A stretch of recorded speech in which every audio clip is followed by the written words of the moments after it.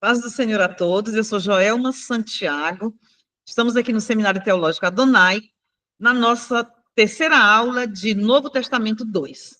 E eu gostaria que vocês observassem quais os temas que nós vamos trabalhar nessa aula.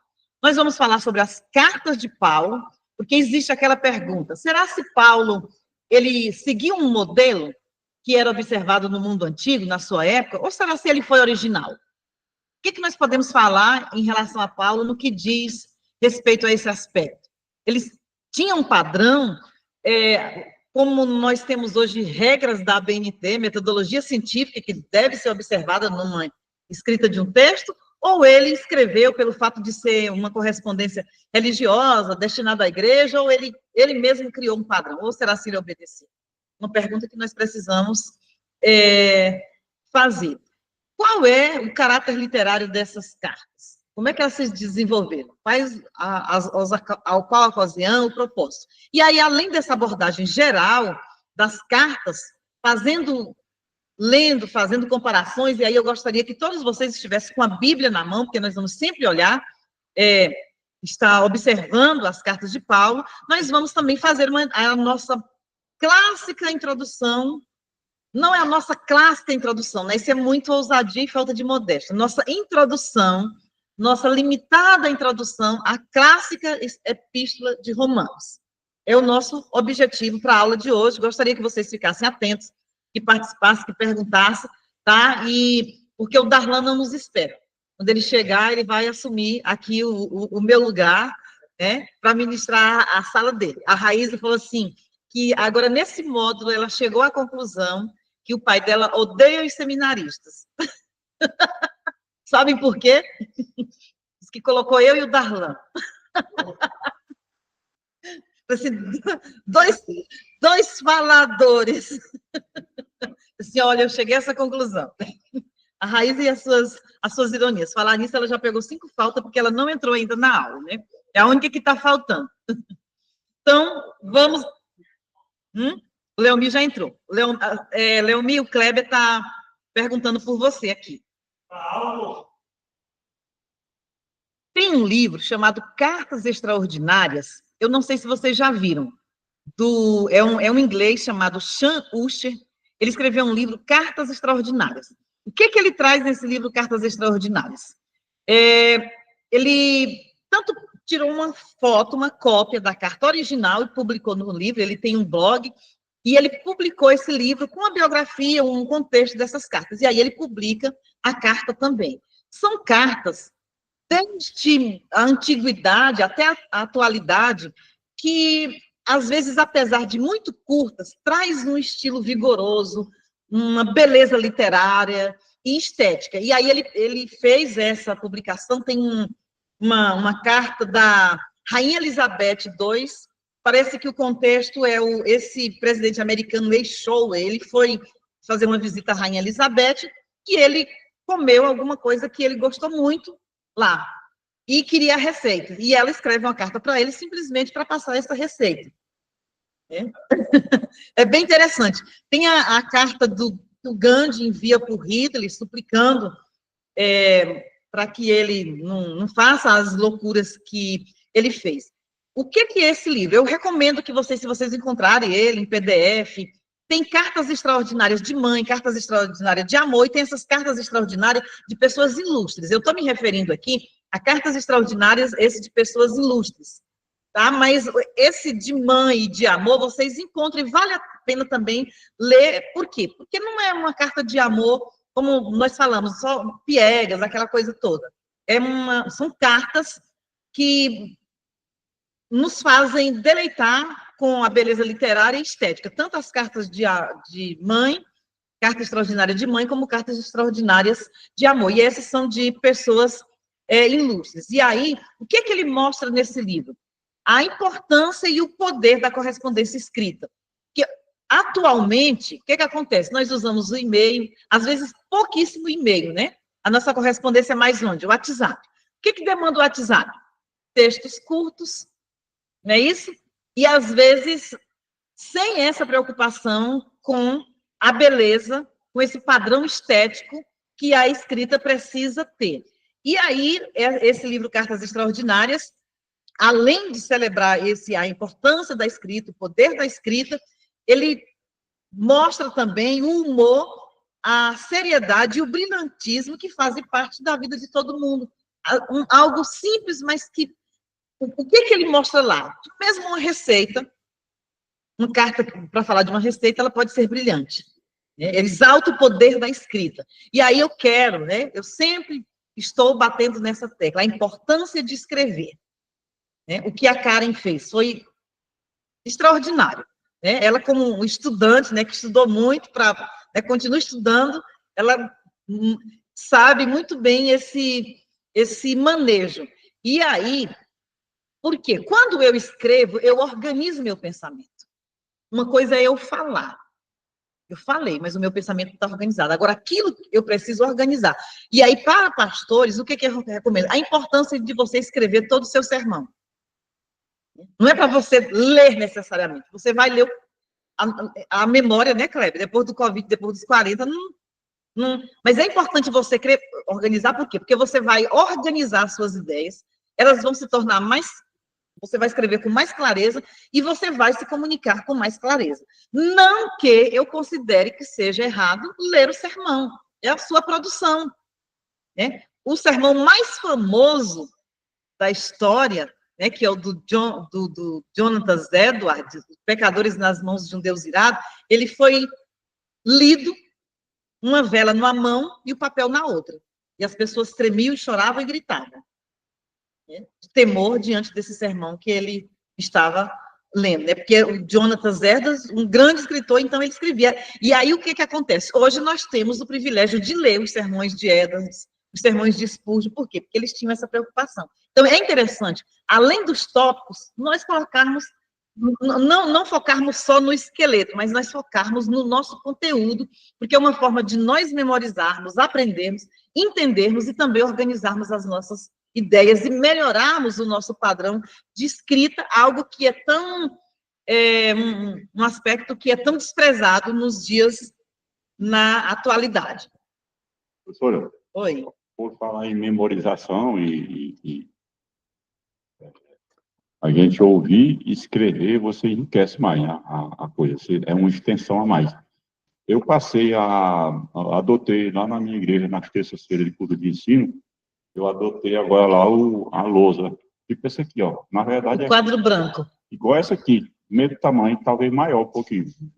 O irmão achou lá um quadro lá que ia ser doado, ia ser jogado fora, ele adaptou e colocou nos ferrinhos, que eu comprei o ferro no Mercado Livre, só prestava o esqueleto, mas o quadro era muito ruim, para aqui, e ficou excelente. E o povo agora, professor, os irmãos vêm para a igreja, a maioria traz o caderninho e a caneta. Excelente. Para anotar. E eu faço tudo escrito, depois eu coloco o sermão lá por tópico, né? Escrevo número 1, número 2, letra A. E isso tem se tornado uma coisa muito boa. A adesão ao culto tem sido até, inclusive, maior, porque geralmente eu estou fazendo agora um estudo agora que tem 3 partes. A terceira parte vai ser agora, terça-feira. E aí os irmãos já vêm todo mundo, inclusive os adolescentes, os jovens, tá com seus caderninhos lá. Então, é uma coisa, assim, muito interessante, que você não só fala, assim, a pessoa só escuta lá, mas você enfatiza, irmão, traga a sua anotação. E isso tem sido uma coisa interessante, porque isso enriquece. A pessoa ouvir e escrever, ele vai dar uma riqueza maior. A aprendizagem, ela deve envolver os sentidos. Quanto mais sentidos você envolve na aprendizagem, maior ela é. E aí, o que é que eles fazem? Eles escrevem, e o outro aspecto também, que além deles escrever, você consegue prender a atenção, que eles ficam lá, ele vai para o outro tópico, então eu tenho que ficar aqui ligado nesse tópico. E aí, Paulo, ele não aparece no livro, até onde eu vi, ele não aparece no livro do Sean Ussher, Cartas Extraordinárias, porém, Paulo, ele é uma das poucas pessoas do mundo antigo cuja correspondência e as palavras de Paulo, elas têm essa capacidade de saltar das páginas. Não é isso a sensação que a gente tem? De repente você está lendo coisas que você já leu, de repente você lê aquilo e você, meu Deus, isso aqui, essa página está se mexendo, está se movimentando, né? As letras estão pulando. Então, Paulo, ele escreve com essa capacidade, com esse brilhantismo, E, acima de tudo, Paulo, ele nos desafia, ele não desafia apenas a nossa memória, o nosso raciocínio, o nosso intelecto, mas ele nos desafia a mudar de vida, a seguir o seu exemplo. E as cartas de Paulo, elas são cartas pessoais. O que nós identificamos? Ele escreve com intensidade, com amor, ele fala o nome de pessoas. Romanos é um claro exemplo disso. Nós vimos que Paulo, ele não era aquele pregador, as cartas de Paulo, elas mostram que Paulo não era aquele pregador que ficava em cima de um púlpito e que não se relacionava. Ele nunca tinha ido em Roma, mas ele escreveu uma carta para os romanos e, no final, ele menciona o nome de vários irmãos, inclusive mulheres, uma boa parte delas mulheres. Ele chama essas pessoas pelo nome e ele fala de uma forma muito especial, muito cativante. Então, Paulo, ele não eram, as cartas não eram apenas cartas técnicas, ele não era apenas um teólogo, ele era também um pastor, que amava pessoas, que amava a vida, que queria ver as irmãs reconciliadas, né? Era só uma picuinha de irmãs, parecia, né, lá, uma questão lá dos filipenses, mas ele fala, olha, é bom que vocês tirem isso. Então, ele tinha preocupação com os detalhes da vida, com a espiritualidade. Então, as cartas de Paulo, além, elas são cartas teológicas, mas elas também são cartas pastorais. Vamos ler aí Pedro, 2 Pedro 3, 15 e 16. Cadê a nossa Bíblia?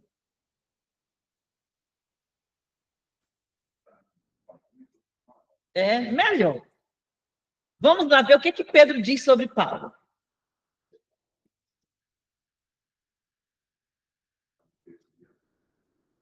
Ela é poderosa.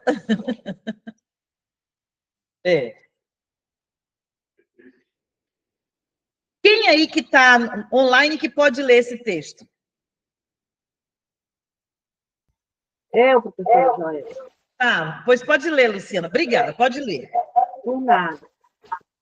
Tenham em mente que a paciência de nosso Senhor significa salvação. Como também o nosso amado irmão Paulo escreveu a vocês com a sabedoria que Deus lhe deu. Ele escreve da mesma forma em todas as suas cartas, falando nelas destes assuntos.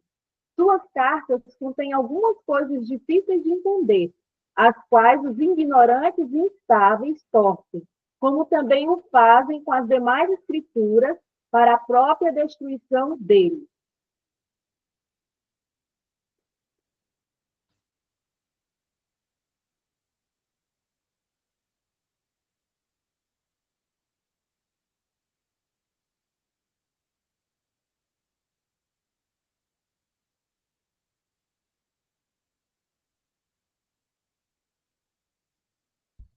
Professora Joelma, tá muda, não estou escutando a senhora. Eu tinha desligado porque estava com eco. Então, o que acontece? Paulo, a primeira coisa que Pedro menciona sobre as cartas de Paulo é o quê? Que ele escreveu com a sabedoria que Deus deu. E aí nós temos implicitamente um conceito de inspiração. Ou seja, por que Paulo teve essa capacidade? Não foi só por causa do seu notório saber, porque ele jamais poderia escrever coisas tão grandiosas acerca de Deus se não fosse inspirado por Deus. E aí ele fala, e ele escreve da mesma forma. O que Pedro está querendo dizer? Ele não muda o assunto, ele não se contradiz.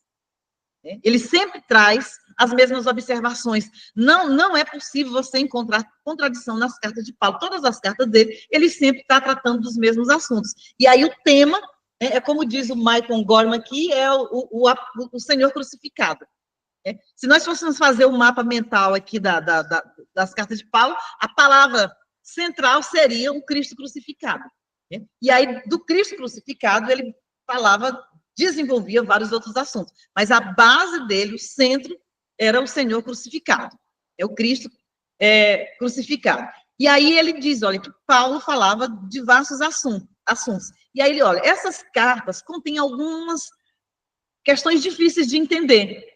E aí, por causa dessa dificuldade, porque nem todo mundo está apto a entender, um exemplo disso, por exemplo, é Colossenses, que é considerada a carta mais difícil do apóstolo Paulo, porque ele trata de um tipo de gnosticismo ali que é difícil de ser descrito, um gnosticismo com várias nuances, E aí ele escreve Colossenses para combater essa ramificação do gnosticismo que tinha todas essas nuances, essas misturas. E aí, de fato, nem sempre, se nós formos olhar Romanos, quanta polêmica, né, no livro de Romanos. Nós temos Filipenses, que é agradável, de fácil leitura, compreensível. Gálatas, apesar de polêmica, Gálatas, apesar de polêmica, ela não é uma leitura difícil. Efésios é profundíssimo. Quando você começa a ler o início de Efésios, você percebe a profundidade que tem na teologia paulina, ali no início de Efésios, e aí ele escreve isso. E aí o que Pedro diz? Aí muita gente acaba por não entender, por não querer pesquisar, por não querer fazer comparações entre os vários escritos de Paulo, essas pessoas preferem dizer o que elas acham. E aí elas cometem diversos erros, e aí Pedro deixa o alerta final para a destruição deles. Ou seja, a heresia, ela leva à destruição. Dos 27 livros do Novo Testamento, 13 são de autoria de Paulo. Pode falar, pastor. Essa aí, professor, quando Pedro chama quando ele menciona aqui o nome Paulo, nessa descrita, nessa sua carta, ele estava tratando de um assunto muito profundo, que era a vinda do Senhor, a segunda vinda de Cristo, o juízo. Aí o que acontece? Eu vejo isso aqui também como uma espécie de chamar alguém para testemunhar, o mesmo assunto que ele está falando. Como ele está falando um assunto denso, que é muito profundo, ele chama alguém que tem a mesma... Uma referência. Ele usou como referencial teórico de peso. Aí a gente olha lá para a lei que o senhor diz, que tem aqui 2 ou 3 testemunhas. Então, eu vejo essa coisa aqui bem distante, mas como uma evidência para a Escritura ser confirmada em cada um que falava dela. O que Pedro estava dizendo? Não somente eu falo disso, mas Paulo também fala, e aí ele ainda diz, não é? Em todas as suas cartas. Muito bem. Obrigada. Então, de 27 livros do Novo Testamento, 13 são de Paulo. Paulo escreveu 13, não resta dúvida. E aí ele tem um lugar assegurado entre os grandes escritores da literatura mundial. Não porque ele escreveu essas cartas com essa propriedade, com o estilo, porque foram aprovadas, mas porque ele apresenta com muita clareza o seu pensamento. A sua mensagem é muito clara, e aí o que você percebe? Ele escrevia de uma forma espontânea. Ele ia ditando, e o seu amanuense Tércio ia escrevendo aquilo que ele ia ditando. Pensava, às vezes você percebe aqueles parênteses, né, parece que ele... E aí, as cartas de Paulo, elas deixam evidente o quê? Que ele tinha uma mente que fervilhava de assuntos. Ele era capaz de introduzir um monte de questões no mesmo assunto. Ele estava falando de algo ali, e de repente ele vinha... porque ele tinha uma biblioteca na cabeça. Ele conhecia muito o Antigo Testamento, e aí ele sempre usando o Antigo Testamento para fazer citações, para fazer também analogia. E aí o que nós precisamos, que é importante entender? As cartas de Paulo ocupam, em média, menos do que 80 páginas. Se nós formos pegar todas as epístolas paulinas, não dá 80 páginas. Muito pouco, não é? Não é muita coisa. Porque, esses livros aqui, eles têm 500, 600 páginas, né? Paulo, ele não escreveu mais do que 80 páginas. Elas são os escritos da Antiguidade mais curtos do que os menores diálogos de Platão, do que os menores tratados de Aristóteles. É seguro dizer que essas cartas, página por página, apesar de serem menos de 80 páginas, ser incomparavelmente menor do que o menor tratado de Platão e Aristóteles, elas geraram muito mais comentários, muito mais monografias, muito mais sermões do que qualquer outro escritor do mundo antigo. Qualquer lugar que você for, tem alguém estudando sobre Paulo. Na hora que você abre a internet, que você coloca Paulo Apóstolo, aparece, né? Se você for na Amazon e pesquisar livros sobre o apóstolo Paulo, são diversos livros que são escritos sobre várias perspectivas. Hernandes Dias Lopes tem um livro, Paulo, o Líder, né? Que é excelente. Tem um livro lá que eu também usei para essas aulas, eu tenho ele só no Kindle, Épocas na Vida de Paulo, que ele procura colocar, né, dentro de uma cronologia. Então, são inúmeros livros, monografias e textos que são escritos todos os anos sobre Paulo. Além de Paulo, outras pessoas escreveram também cartas, de modo que os 27 livros do Novo Testamento, com exceção dos 4 evangelhos e Atos, todos os outros são cartas. Então, não foi apenas Paulo que escreveu cartas no Novo Testamento. Nós temos as joaninas, as petrinas, nós temos hebreus lá que ninguém sabe, né? Quem foi que escreveu. A suspeita que é Paulo, mas muitos não concordam. E aí, parece que Calvino ele chegou à conclusão, olha, somente Deus sabe quem escreveu Hebreus. Porque não dá para dizer muita coisa. E aí nós precisamos ver Paulo, as cartas, de um modo geral, as de Paulo e todas as cartas do Novo Testamento, sobre 3 perspectivas. A primeira é histórica. Por quê? Se eu vou estudar a epístola, nós citamos aqui Pedro, se eu vou estudar as epístolas de Pedro, eu preciso entender o contexto da igreja nos dias de Pedro. Pedro, nos dias do imperador Nero, perseguição, e é tanto que ele fala isso, ele fala dos dispersos, das perseguições, do sofrimento. Então, eu preciso ter essa compreensão histórica. Quando, onde, quem, por quê?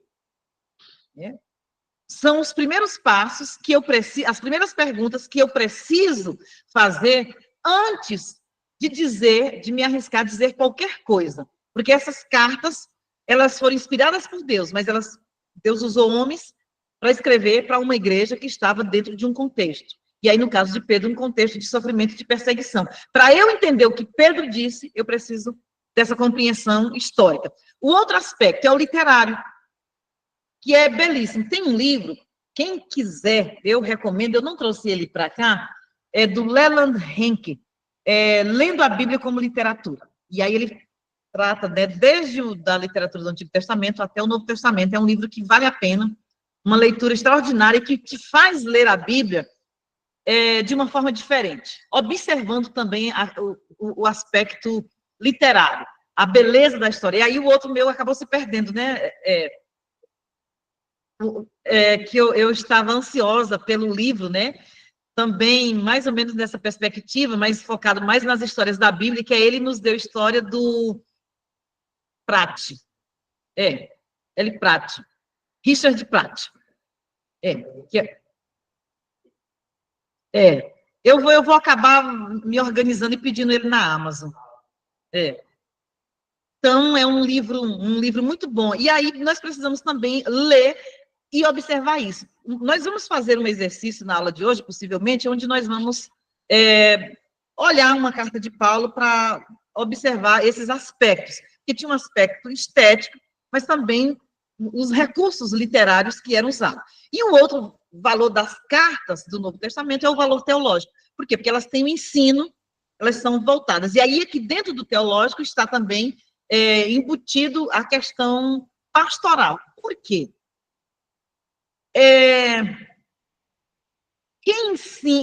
Só é possível pastorear a igreja, ensinar, cuidar. Né? O cuidado pastoral, ele está pautado numa teologia, não é isso? O cuidado pastoral está pautado numa teologia. Ninguém cuida sem uma teologia. Né? A teologia bíblica é o respaldo do cuidado pastoral. Nós ensinamos para quê, por quê e como. Tudo isso, por quê? Porque tem uma teologia, ou seja, tem um ensino que nós queremos que as pessoas entendam, aprendam. Por isso, nós exercemos esse ministério pastoral. A lógica é essa. Então, quando nós falamos teológico, nós não estamos aqui negligenciando o aspecto pastoral. E aí, muitas questões teológicas, no início do primeiro século, elas foram discutidas. E Paulo, ele era um correspondente articulado, ávido, cheio de ideia, tanto que quase que a metade dos livros do Novo Testamento são considerados escritos de Paulo. E ele empregava, lembra a pergunta que eu fiz no início? Será se Paulo era original quando ele, na estrutura, na estética, no modelo de fazer cartas? Será se ele seguiu as regras da ABNT da sua época? Ou será se ele criou uma regra nova? Paulo, ele não criou uma regra nova, mas ele observou um modelo que era tradicional na sua época de escrever cartas. Então, existia um gênero literário chamado cartas. E Paulo, ele foi original no sentido de cartas apostólicas, né? Não só Paulo, mas também Pedro e João escreveram esse tipo de cartas, com orientações, não apenas com informações e solicitações, como geralmente era a maioria das cartas escritas na sua época. Então, uma carta típica desse período, ela tinha o quê?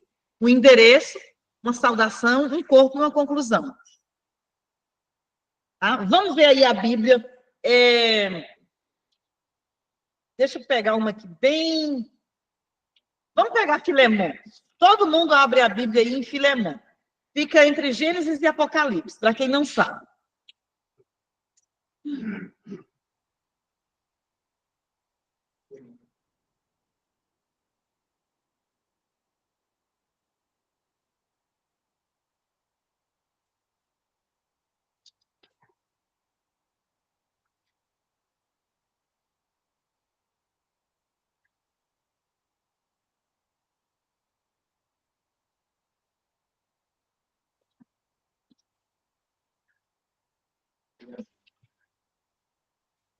Filemão é uma joia literária. Ela não tem beleza apenas teológica. Ela tem um pano de fundo histórico muito importante, essa carta, que nós consideramos uma das menores de Paulo, né? Porém, para o mundo da época, Filemão era uma carta imensa. Olha só, quais são, vamos ver, deixa eu ver se eu coloquei aqui, a estrutura básica das cartas, uma introdução. O que tem nessa introdução? Uma identificação do remetente. Como é que Paulo começa essa carta?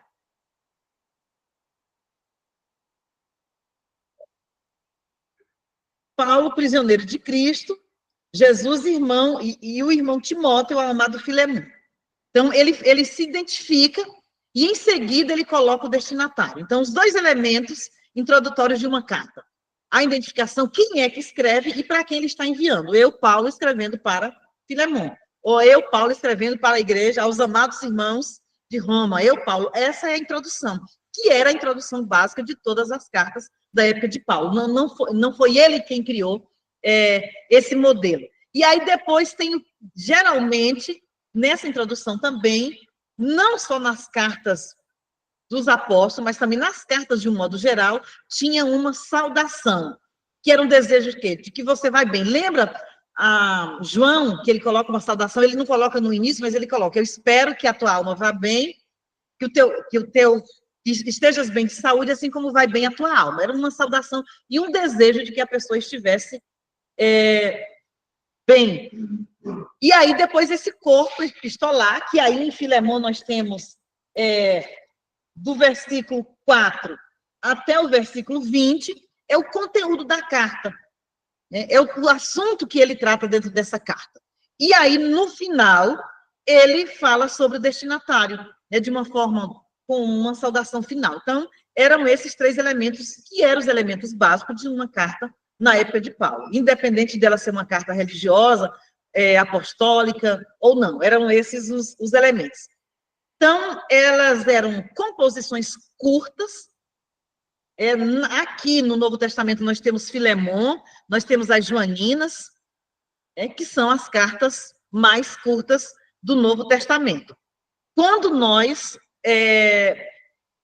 comparamos as cartas do período clássico com as cartas do Novo Testamento, nós concluímos o quê? Que as cartas do Novo Testamento, elas são extremamente longas. Por exemplo, Filemão, uma carta curta para nós, mas para a época ela era uma carta longa. E uma das características de Paulo na escrita das suas cartas é porque Paulo, aí ele rompeu com a ABNT. sabe? Ele fugiu às normas. Porque ele falou, eu não consigo ser sucinto. Não dá para tratar de temas tão complexos como justificação, eleição, pecado, escrevendo uma folha. E aí ele escreveu Romanos inteiro, né, com 16 capítulos, que é a carta mais longa de Paulo. E aí ele chutou a metodologia científica, chutou as normas da BNT e disse assim, eu vou escrever, eu vou impor um padrão agora, eu não vou observar esse padrão de escrever de forma resumida e curta. Eu vou escrever, vou colocar no papel tudo que eu tenho e que eu preciso dizer e que eles precisam aprender. E aí as cartas dele são longas. Olha aqui um modelo de carta. Isso aqui era uma carta do mundo antigo. Quem é que pode ler? Quem está aí no online que pode ler? Um modelo de carta.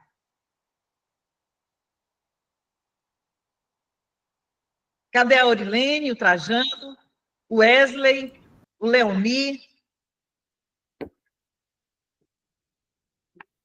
Pode ler, Karen? Pode ler, Karen. Essa carta aqui, né? É. Da tela aqui. Ai, meu Deus, tem tanta coisa difícil. Mysterium a seu próprio Estoeres. Saudações.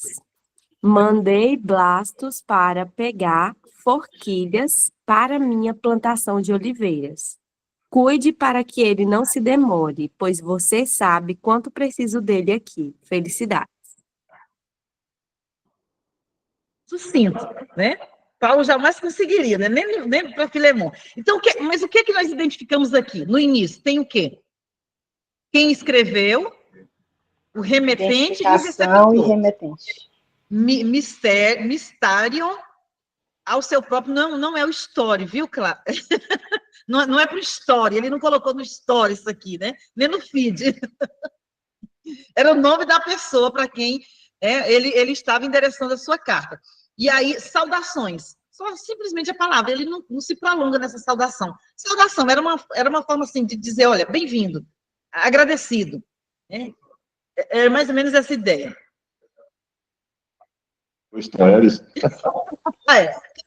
pastor Messias já está defendendo uma tese aqui, né? Que ele fez essa carta curtinha, é porque era pelos histórias. E aí saudações, teve a saudação. Depois, o corpo da carta, mandei blastos para pegar forquilhas para a minha plantação de oliveiras. Cuide para que ele não se demore, pois você sabe o quanto preciso dele aqui. Termino, felicidade. Essa era uma carta antiga da época de Paulo.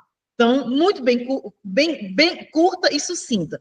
Então, as cartas de Paulo, elas variam entre olha só a proporção entre essa carta e Filemon. Né? Filemon é muito longa em relação a essa carta que nós vimos aí. Então, a menor carta de Paulo, ela é a que nós consideramos a menor, ela ainda é extensa quando nós comparamos com a maioria das cartas da Antiguidade. No livro lá que eu citei, Cartas Extraordinárias, a carta da Rainha Elizabeth também é bem curta, sabe? É uma saudação, e aí está com aquela delicadeza toda e a receitinha que ela havia prometido. E aí as cartas de Paulo variam de Filemon, que é quase totalmente pessoal, que é destinada a uma pessoa especificamente. Ele escreve para Filemon, fazendo aquelas recomendações. Efésios, que é uma carta geral, que trata de temas gerais para toda a cristandade, e tem também aquelas cartas que são dirigidas a uma igreja específica, como é o caso de Roma, de Filipenses, e tem também as cartas que são as cartas mais pessoais, que nós identificamos como as pastorais, como aquela que ele escreveu, no caso para Timóteo, que era uma orientação para Timóteo, uma orientação para Tito, de como é que ele deveria se portar enquanto pastor, como era que ele deveria também dirigir a igreja. Então, a natureza eclesiástica dessas cartas não exclui a personalidade de Paulo e dos demais autores delas. Elas eram cartas eclesiásticas, mas ali Paulo estava... Coríntios, né, mostra muito sobre Paulo, sobre quem ele era, as dores, os desgastes, o fracasso.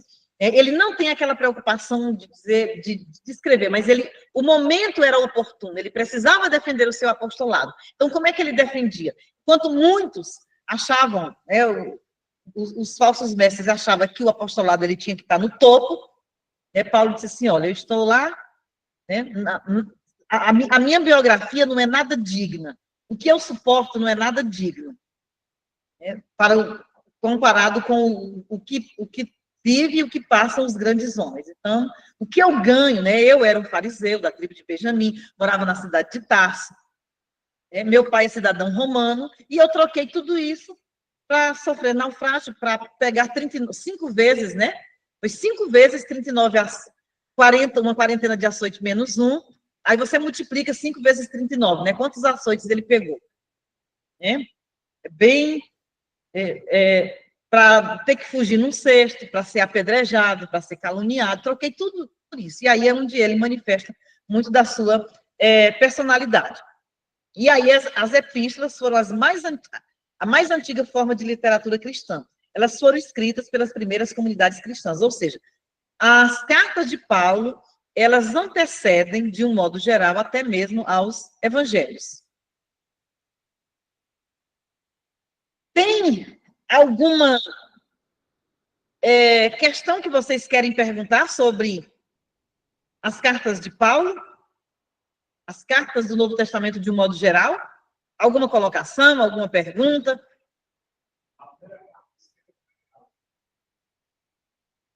Há divergências. Primeira, a maioria defende 1 Tessalonicenses, inclusive o livro texto, ele coloca isso, né? Ele começa o livro aqui, o nosso. Quem não estava na primeira aula, eu coloquei o seguinte, quando eu apresentei o livro. Nós temos uma forma canônica e nós temos uma forma cronológica. O autor do livro aqui, o Mério Tenney, ele não lança mão da forma canônica, que é a forma como as cartas estão na Bíblia. Ele busca fazer montar o quebra-cabeça das cartas dentro do livro de Atos. É porque todas as cartas, elas estão ali dentro do livro de Atos. E aí ele começa por Tessalonicenses, porque há um consenso, na maioria dos estudiosos, que a primeira carta que Paulo escreveu foi 1 Tessalonicenses. E a última, possivelmente, tenha sido a Filipenses e 2 Timóteo, porque 2 Timóteo, a ideia é que ele já havia recebido uma sentença e que ele seria morto muito em breve. Na Bíblia, existem as cartas na Bíblia, as epístolas, elas não estão em ordem cronológica. Quando quem organizou esse canon do Novo Testamento, principalmente as epístolas, possivelmente o aspecto que foi considerado foi mais o aspecto teológico e da densidade. Por quê? Qual é a maior carta de Paulo? A mais extensa? Romanos, não é? Ou é Filemon? Hein, Trajano? Qual é a carta mais densa, a maior? Eu acho que é a carta aos Romanos. Romanos, 16 capítulos. E ela, se não me falha a memória, também ela é mais cheia de orientações e doutrina, né? Mais cheia de orientações e doutrina. Ela é a maior em extensão, ela é a mais densa em termos teológicos. Né? E aí nós temos a menor carta, obrigado, pastor, a menor carta de Paulo, que é a carta a Filemon.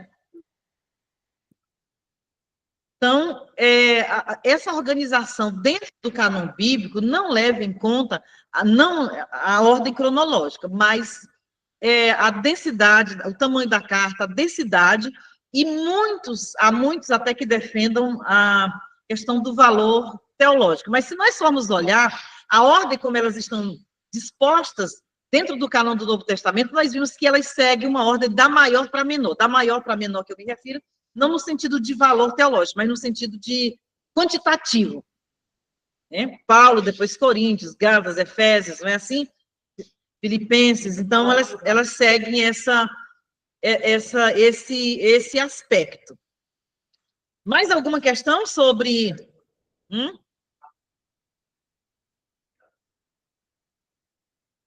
Sim. Segunda viagem missionária. Parece que na primeira viagem missionária não houve nenhuma carta, não houve nenhuma escrita. A partir da segunda é que começaram as cartas. É?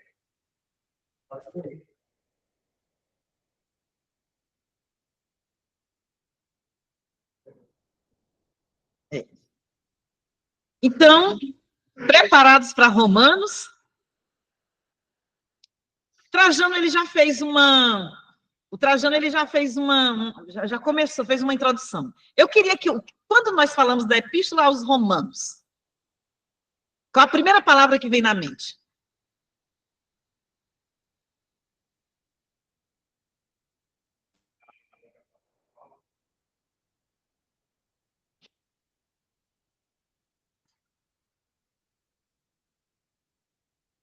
O que nós lembramos em Romanos? Assim, todo mundo já leu Romanos, né? Pelo amor de Deus. O crente que ainda não leu Romanos vai ficar de castigo. Eu acho que não vai nem para o céu. Hã? Eu acho que não vai nem para o céu quem nunca leu Romanos. E vai ficar sem lanche. Ah, vai ficar sem lanche. Então, ó, o Kleber falou aqui, Romanos fala de graça, de lei, o que mais? Uma doutrina, justificação pela fé, que era vamos dizer assim, o carro-chefe da doutrina de Paulo, pecado, graça.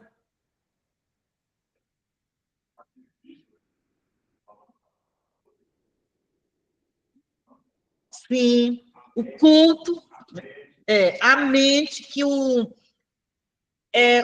Greg Kinnear tem um livro, né? Eu comprei o livro, tá lá, né? Depois vou começar agora a leitura dele. Já era para ter lido, não consegui para essa aula de hoje, mas aí eu vou explorar na aula de Coríntios, onde Paulo também trata dessa questão da mente, né? Sobre a mente de Cristo. Onde ele fala lá sobre como é que... Aí o Kinnear, ele é excepcional.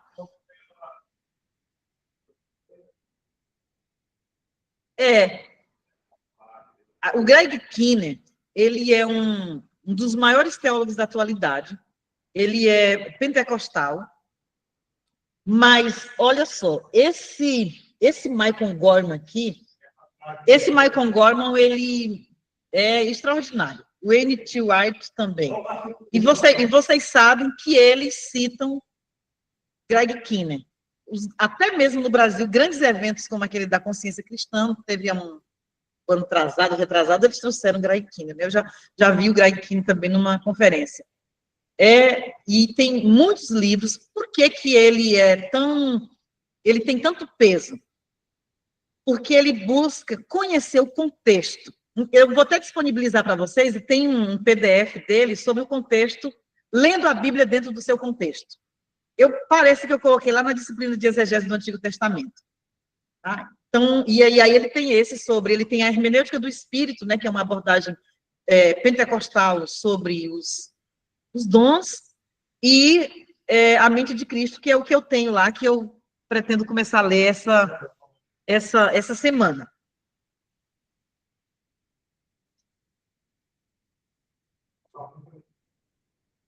E aí o Kinnear, ele começa, ele faz a questão histórica, cultural. A ideia dele, ele tem o comentário, ele tem lá em casa a gente tem tanto do Antigo como do Novo Testamento. Só que, qual é a diferença entre Corinto, as cartas aos Coríntios e Romanos? Romanos é mais teológica, Corinto é mais prática. Porque ele foi e tem uma terceira que não está no canon, né? Ele tinha o objetivo de resolver algumas situações.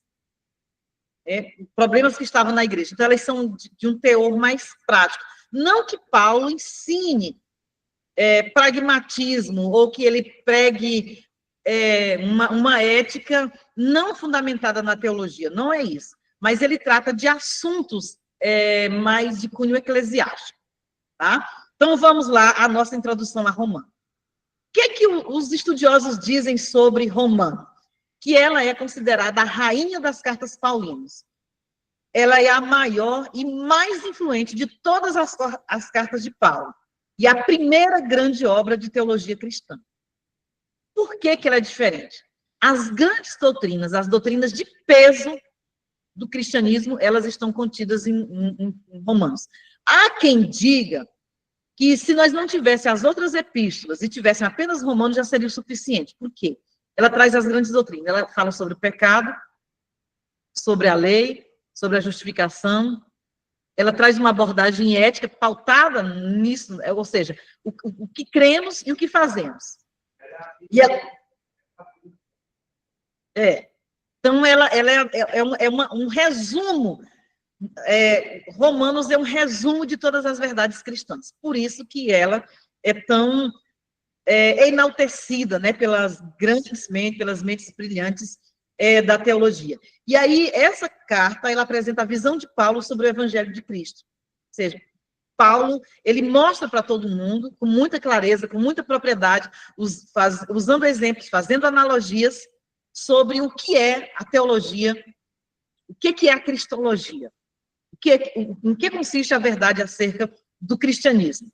Então, é um dos livros mais citados em aulas de teologia, é a Epístola de Paulo aos Romanos. Então, ela não é apenas a mais longa, o valor de Romanos não é apenas no sentido quantitativo, também no valor qualitativo, por causa da teologia, que é uma teologia densa que trata de assuntos fundamentais da doutrina cristã. Vejamos o que os grandes teólogos falaram sobre Romanos. Por quê? Porque Romanos, ela influenciou os grandes teólogos da história. Se nós formos olhar dentro da história da igreja, eu pergunto para vocês, um grande teólogo da história da igreja, exceto Paulo, que influenciou. Não apenas. Desde lá, a igreja primitiva, até pós-reforma aí. Agostinho. Depois de Paulo, olha só, a lista, o top 5, né, dos grandes teólogos. Paulo, Agostinho. Depois, nós temos Tomás de Aquino, né, um grande. Mas se nós colocarmos, tirarmos o Tomás de Aquino, nós colocamos aí Lutero e o Calvino, ocupando o mesmo lugar. Não, Constantino era o imperador, não era teólogo.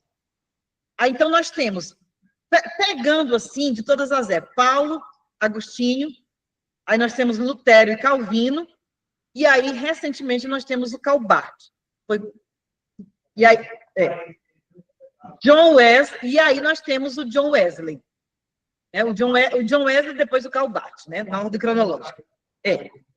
E aí, todos esses teólogos, eles foram influenciados por Paulo. Tanto Agostinho como Lutero, eles se converteram lendo Romanos. Então, eles tiveram experiências extraordinárias, inclusive experiência de conversão, lendo essa epístola. Agostinho, né, se converteu lendo Romanos, e aí ele extraiu de Romanos a doutrina do pecado original, porque ele trabalhou muito bem. Lutero compreendeu a justificação, porque qual era o grande drama da vida de Lutero? Era ser salvo, ser justificado. E aí, onde ele rompe com a doutrina oficial da Igreja Católica, quando ele entendeu a justificação pela fé na carta aos Romanos. Calvino, ele fundamentou o ensino da predestinação em Romanos, Romanos 9 a Romanos 12, que é a base da doutrina da predestinação. Wesley encontrou a ênfase da santificação, ao 12, né, transformai-vos pela renovação. John Stott, que foi outro grande teólogo, o desejo de morrer para o pecado, que ele pregava sobre isso, e o Calbart, ele expõe a importância sobre a retidão de Deus. Todos eles deram uma ênfase sobre Romanos. Então, essa carta, ela é, sem dúvida, a mais influente já escrita e a mais significativa da história do cristianismo.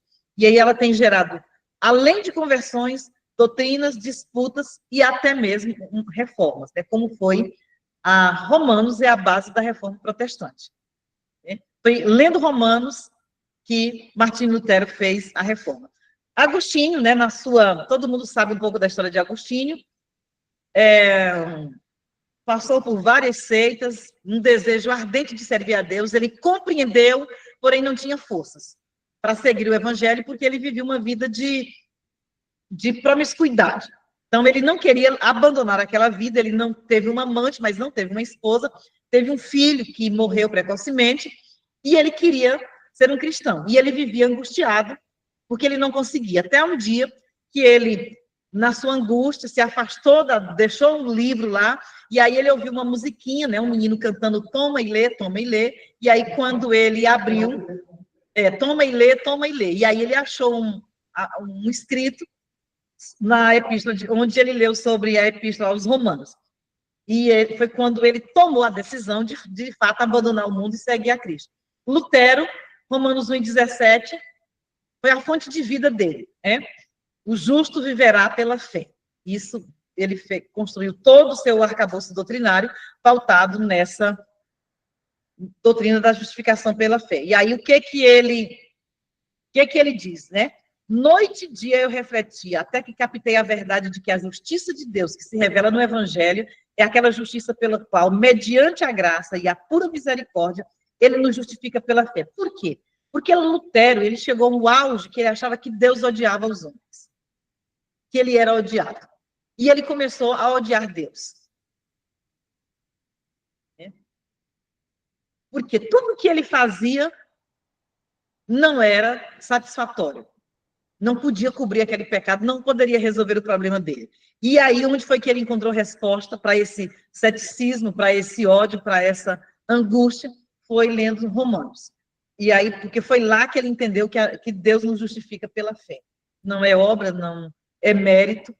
E aí, isso foi quando as águas, né, transbordaram, jorraram no coração de Lutero, e ele começou a viver um novo modelo de vida. E aí, como ele diz, aí toda a Bíblia ganhou um novo significado, ou seja, ele não lia mais a Bíblia usando os óculos da lei, mas ele começou a ler a Bíblia usando os óculos da graça. A partir dessa compreensão, aí ele não via mais um Deus como um Deus cheio de ódio, um Deus que odiava as pessoas, que odiava Lutero, que queria que o Lutero sofresse e morresse em pecado e fosse para o inferno. Ele passou a enxergar a misericórdia de Deus. É muito interessante esse tópico aqui, por quê? Porque até hoje, quando nós pregamos um evangelho recheado de lei, a sensação é essa: Deus odeia. Deus é um Deus que odeia. Por quê? Porque nós chegamos à conclusão que nós não temos condições de, por nós mesmos, obedecer tanta regra. Nós não temos condições, enquanto ser humano, de obedecer às regras básicas da nossa casa. De apagar a luz, de desligar alguma coisa, de lavar a caneca, né? De lavar a caneca, né, Leomi? Que falta você está fazendo hoje aqui? Estão dizendo aqui que você não lavou sua caneca ontem aqui no seminário. De lavar a louça que nós sujamos, a caneca que nós sujamos aqui no seminário. Nem isso nós conseguimos. Regras básicas. Imagina só servir a Deus pelo nosso mérito. Eu não vou dizer que foi o Kleber que fez essa observação. Mas... Oh, meu Deus, eu estou aqui na batalha. Aqui. Obrigado. Você não sentir a falta, imagina eu sentindo a falta de estar.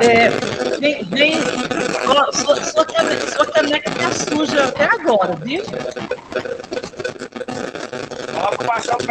Desliga o áudio aí, Léo, pelo amor de Deus.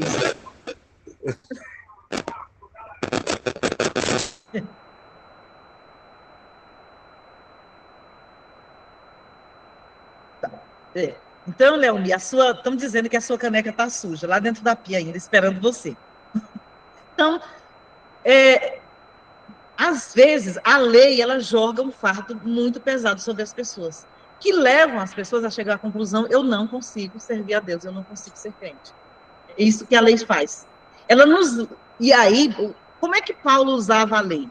Paulo, ele usou a lei para dizer assim, olha, entenda que você é insuficiente, que você não consegue, mas Deus consegue.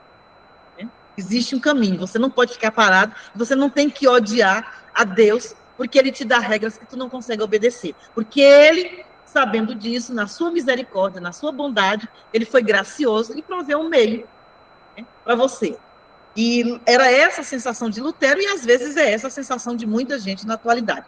John Wesley, ele visitou uma sociedade anglicana, que era a igreja oficial da Inglaterra, e lá eles estavam lendo o prefácio que Lutero escreveu sobre a Epístola aos Romanos. E aí ele diz o seguinte: enquanto ele estava descrevendo a mudança, né, enquanto Lutero estava descrevendo a mudança que Deus opera no coração pela fé em Cristo, senti meu coração aquecer-se estranhamente. Senti que confiava em Cristo, somente em Cristo, para a minha salvação. Então, foi ouvindo essa leitura que Wesley se converteu. Agora, no século XX, nós temos o britânico Martin Lloyd Jones, que ele era um médico da realeza, e ele se converteu, ele era o cardiologista da realeza, e ele deixou de ser médico para ser pastor. E ele também foi influenciado pela Epístola aos Romanos. O Lloyd Jones, ele fez uma série de pregações em Romanos. E ele tem 14 volumes sobre essas pregações em Romanos. E, mais ou menos, cada volume é quase que esse livro aqui. Média de 400 páginas, do Lloyd Jones. A exposição, gente, só o prefácio de Romanos, que às vezes a gente lê. E aí eu chamo a atenção de vocês. Quando forem começar a ler qualquer livro da Bíblia, preste atenção naquilo, nas iniciais. Como é que as pessoas se colocam? O que eles dizem? É muito interessante. Paulo, então, ele faz isso de uma forma fenomenal. Então, o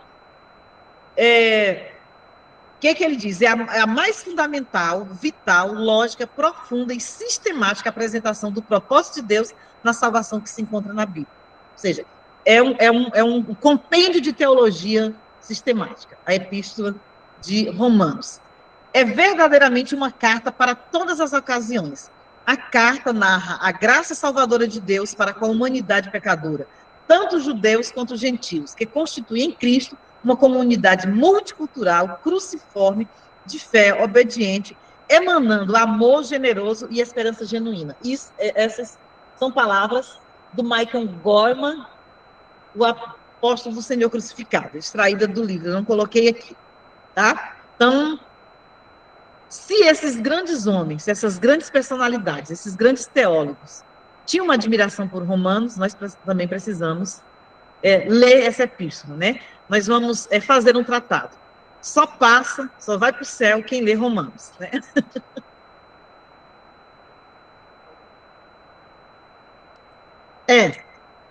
O clássico do pastor Jonas Madureira, né? Não passe dessa vida para outra sem antes ler Romanos pelo menos 10 vezes.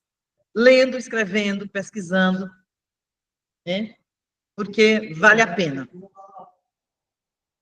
Tá, não. No livro, porque ela não foi a primeira. E aí, o que é que a observação que o Kleber está fazendo aqui? Procure Romanos aí no livro. No nosso livro-texto. Porque na Bíblia é fácil de achar, né? Agora eu quero ver você achar dentro do livro. Encontre Romanos aí no livro. Veja onde ela está.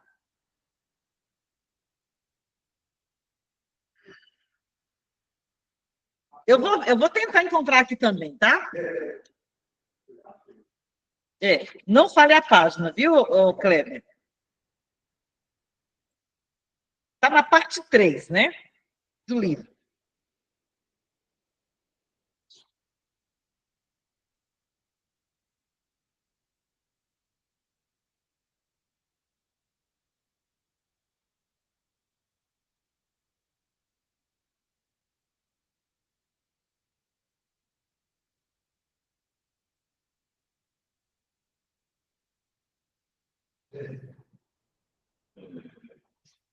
Encontraram aí, vocês que estão em casa, encontraram Romanos aí no livro?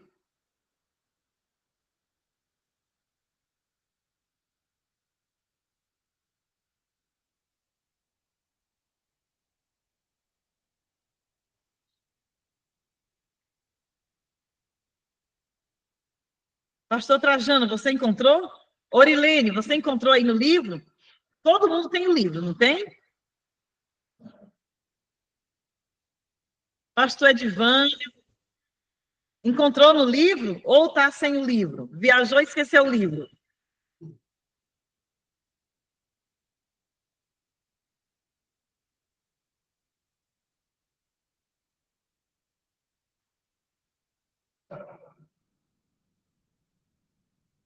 Está na página 311, para quem ainda não encontrou.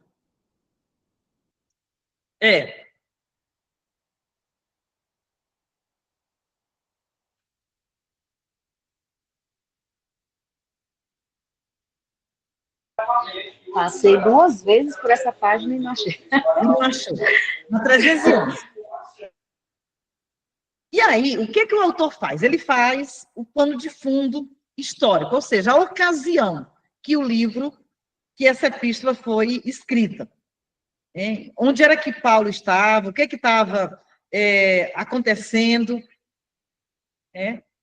quando Paulo escreveu essa epístola. Ele começa fazendo esse pano de fundo, depois ele trata do conteúdo, faz uma breve apreciação e uma conclusão. Porém, aspectos muito interessantes que nós precisamos ler. Aqui no nosso slide, eu vou tratar de alguns aspectos. Agora, eu quero que vocês abram a Bíblia na Epístola de Paulo aos Romanos. Vamos lá. O livro e Bíblia aberto. Essa foi a recomendação, não foi? Glébia, como é que começa essa epístola de Romanos?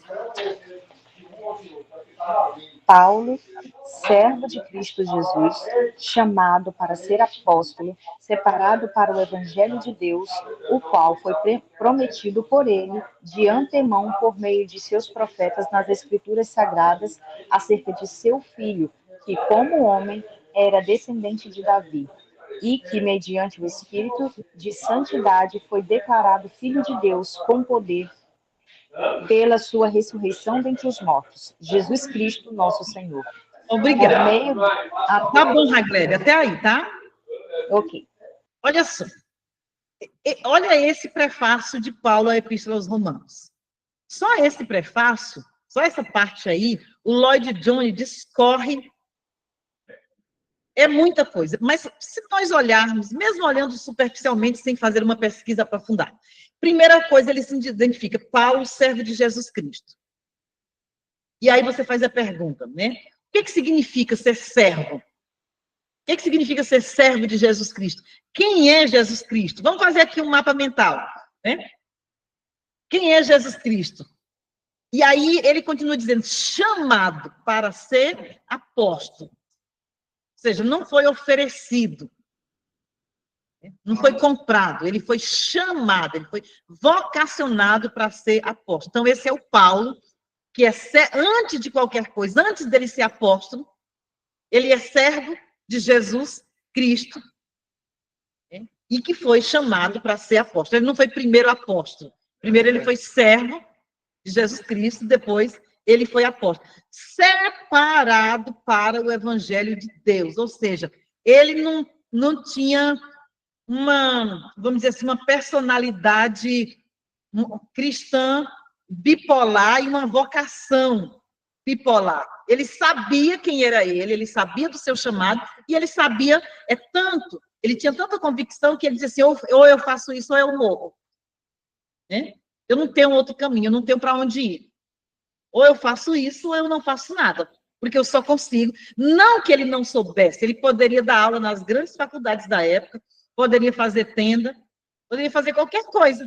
Porque Paulo, sendo um fariseu culto, rico, ele não era elitista de dizer eu não faço determinados trabalhos, né? É tanto que quando ele escreve, parece que Gálatas, o final de Gálatas, ele fala, olha, escrevo do meu próprio punho. Ou seja, nos dias de Paulo, o normal para todo escriba culto era ter um amanuense, e ele tinha um amanuense, mas ele não tinha aquele orgulho como os gregos tinham de dizer: eu não pego em uma pena para escrever, eu não vou sujar meus dedos de tinta para escrever. Por quê? Porque eu só penso, eu sou intelectual. Esse amanuense geralmente era um escravo. É lógico que nós precisamos ter um entendimento aqui que o conceito de escravo no mundo romano é muito diferente daquele que nós temos da escravidão moderna. Do escravo, em primeiro lugar, não eram apenas os negros, todas as pessoas conquistadas, independente. Lembra lá da história do leão, que viu os loirinhos de olhos azuis, crianças que tinham sido raptadas, que eram ângulos, né? E que aí, quando ele perguntou quem são, aí falaram ângulos, ele entendeu anjos. Ele, são anjos, vou mandar parece que o Martim de Touro para pregar lá para eles. A outra coisa, os escravos, às vezes eles eram médicos, viu, Karen? Eram médicos, eram escribas. Eles tinham várias profissões. Não é essa ideia do escravo analfabeto. Os escravos, eles eram eruditos. Porém, na cultura grega, e essa é uma herança grega, que o que acontece? Que o intelectual, ele não trabalha com as mãos, ele só pensa e ele precisa ter alguém para fazer. E Paulo, quando ele escreve isso, e quando ele escreve para os Tessalonicenses, falando daqueles que não queriam trabalhar, ele diz assim: trabalhe com as próprias mãos. Quando você não tem o entendimento do contexto, você fala, mas vai trabalhar com os pés? Trabalha, né? Às vezes as pessoas antigamente amassavam barro com os pés, né? Tem serviço que dá para fazer com os pés também, né? Mas não é não é apenas uma figura de linguagem. Paulo ali, ele estava ironizando: olha, não tenha medo de trabalhar. Que o trabalho, ele nunca é desonroso. E aí Paulo, ele, além de fazer essa recomendação de trabalhar com as próprias mãos, ele também mostrou lá: olha, eu escrevi do meu próprio punho, ou seja, eu não estou nem aí, né, com essas pessoas que acham que um homem da minha capacidade intelectual não pode sujar as mãos de tinta. Eu posso sim escrever. E ele pegava, né, trabalhava com as mãos fazendo tenda também. E os gregos viam o trabalho manual de uma forma pejorativa. O deus grego que representava o trabalho era um deus do corpo torto, porque eles não viam o trabalho prático de uma forma honrosa, era totalmente desonrosa. Por isso que eles tinham seus amanuenses, porque eles não podiam até mesmo, e nós, como brasileiros, nós temos recebido muito essa herança, né? E achamos que a gente não pode fazer qualquer trabalho. No meio da elite eclesiástica, isso é terrível, né? Não posso pintar, não posso fazer isso. Eu tive um professor, um dos professores mais brilhantes que eu tive. Ele era ex-padre, teólogo excepcional. E ele era ele faleceu, né? Foi ele quem trouxe a Universidade Católica para cá. E ele era salesiano. E o salesiano é uma ordem elitizada. E aí ele, de uma família de elite, foi para o seminário de elite, andava a toalhinha dele dobrada, tudo muito bem feito, a roupinha passada. E aí ele foi para a Europa para fazer mestrado. Quando ele chegou lá na Europa, levaram ele para uma casa e falaram assim: olha, o fogão está aqui e a máquina de lavar está aqui. Aí ele falou assim que ele nunca tinha ligado uma máquina de lavar, ele teve que descobrir. Por quê? Porque aqui no Brasil existe isso.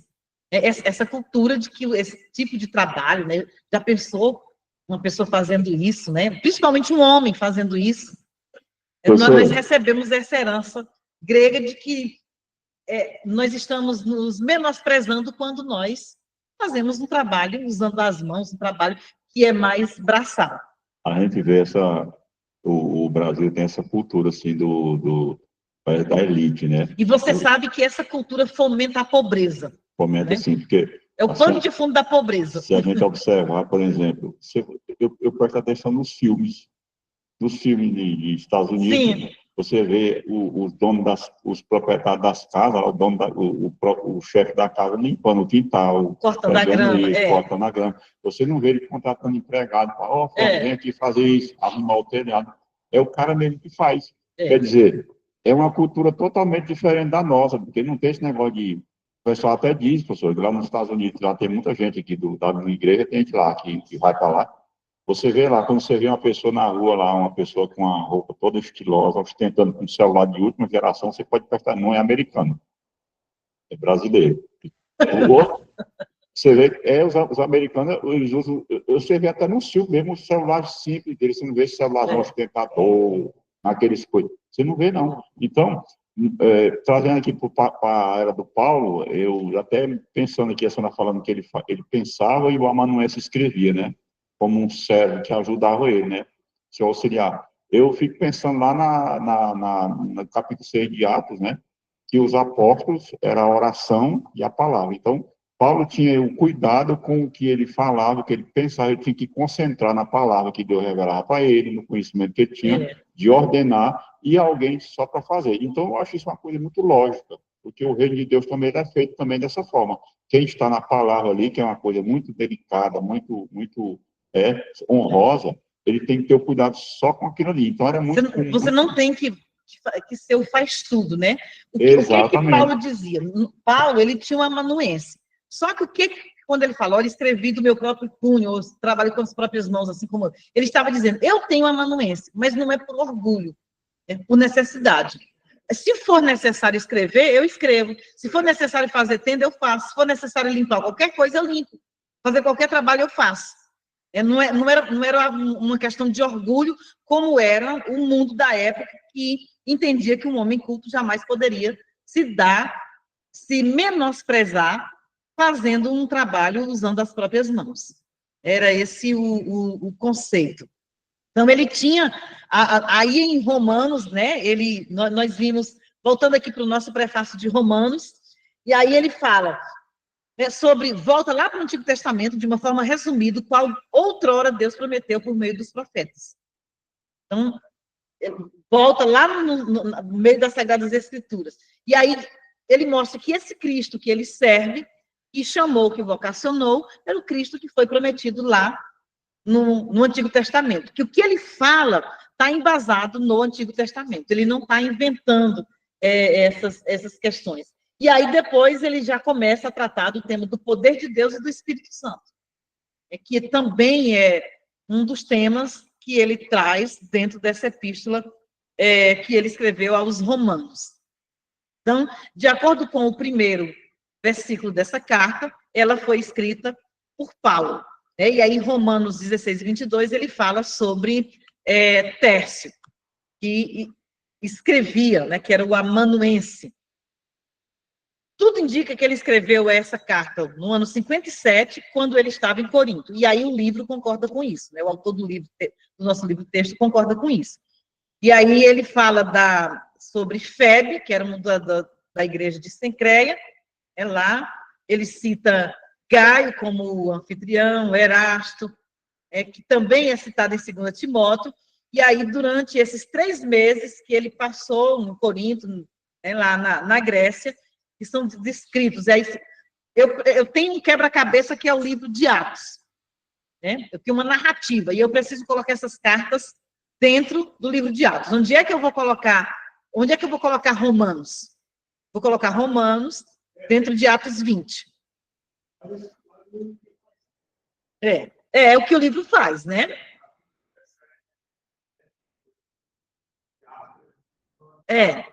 E aí o livro coloca isso. Por isso que eu falei ontem e falei hoje, ele não vai nessa linha cronológica. Não há grandes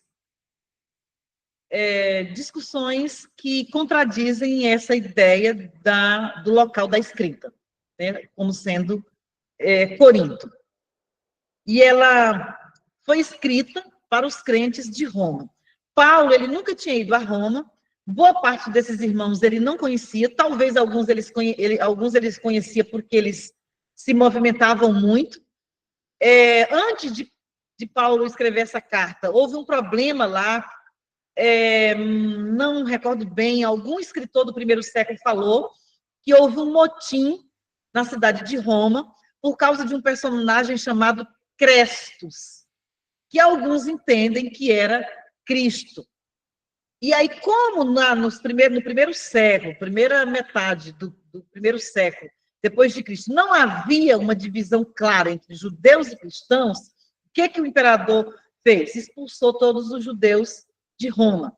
E aí Paulo, ele conhecia algumas dessas pessoas. Depois elas puderam retornar. E aí, possivelmente, Paulo já conhecia, tinha algumas pessoas, né? Inclusive ele coloca o nome de várias pessoas no final da epístola. Então, Romanos foi escrito para a igreja de Roma. Não, ninguém sabe quem fundou essa igreja, né? Quem foi que fundou a igreja de Roma? Não, Paulo não escreve para uma pessoa, para um líder, para um pastor, como ele escreveu para Tito e para Timóteo, ele escreve para a igreja de um modo geral. Então, ninguém sabe quem foi que começou essa igreja. Porque possivelmente, assim, até alguns teólogos falam que seria aqueles irmãos dele que tiveram lá no Pentecostes. Os irmãos, tem essa evidência, porque havia pessoas de todos os lugares. Não entendi, Kleber. Não, Tércio era o amanuense de Paulo. E aí ele escreveu para a igreja de Roma. Ele não escreveu para uma pessoa específica, ninguém sabe quem fundou a igreja. Nós não temos um nome, nem uma suposição de um nome. O pastor Messias lembrou bem daqueles irmãos. O que Atos 2, lá no Pentecoste, diz? Que havia pessoas de todos os lugares. Então, havia pessoas de Roma ali que também receberam o Pentecoste, que foram influenciados e que possivelmente é uma das teorias e começaram essa igreja lá em Roma. Atos 2:10 fala que havia na igreja de Roma, havia romanos entre os que presenciaram o derramamento do Espírito Santo no dia de Pentecoste. E aí é provável que alguns dessas pessoas foram convertidos para Roma e começaram a igreja. Mas ninguém sabe ao certo como e quando essa igreja ela começou. Paulo, ele foi à cidade de Roma. O livro de Atos termina, né, com aquela história que é empolgante e, ao mesmo tempo, sufocante, que é a viagem de Paulo para Roma, no capítulo 28 de Atos. A forma como Lucas coloca é uma tragédia, é uma questão épica. Parece assim que Paulo, como é que é? Sai do espeto, cai na brasa. Né? Vamos fazer isso.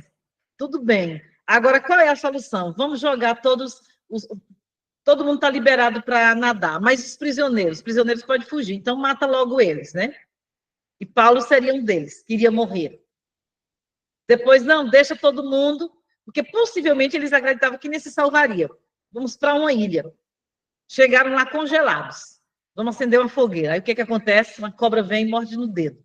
E aí eles, não, esse aí é condenado à morte mesmo, deve ter feito algo terrível. Olha só, os julgamentos, né? Porque foi salvo do naufrágio e agora? E aí ele só deu uma sacudidinha lá com o dedo, a cobra caiu lá no fogo, aí agora vamos olhar para Paulo e esperar ele cair morto. Né? Olharam, nada disso aconteceu. Né? E aí, isso foi uma oportunidade para ele pregar o evangelho lá naquela ilha. Ele tem uma hipótese que se tornou depois uma igreja. Então, a igreja de Roma, ela era uma igreja formada, era uma igreja multicultural. Lembra quando nós falamos na primeira aula sobre as questões culturais e sociais de Roma? Roma tinha uma base que era o trabalho escravo, lá também residia a elite governante, e boa parte da elite cultural do Império Romano estava lá na cidade de Roma. Pessoas de todas as partes do Império iam para Roma para estudar. Agostinho, que nós citamos, lógico que numa época mais tardia ele foi para Roma, e um grande número de judeus da dispersão, e essa era uma igreja multicultural, a igreja de Roma. E aí Paulo, nesse contexto, ele trata da questão da mulher, ele trata da questão do escravo, do livro, do Senhor, do servo. Por quê? Porque esse era o, vamos dizer, era a resenha, o resumo da igreja de Roma. Então, qual o propósito de Paulo escrever essa tão bela epístola? Ele escreve essa carta com a finalidade de esclarecer a comunidade de Roma sobre os problemas que ali são vividos, que precisam ser resolvidos para que verdadeiramente o evangelho de Jesus seja implantado em Roma, que era a capital do império. Como é que Paulo começa? Depois do prefácio aqui, ele trata de quê? Qual a primeira doutrina que ele trata? Ainda no capítulo 1.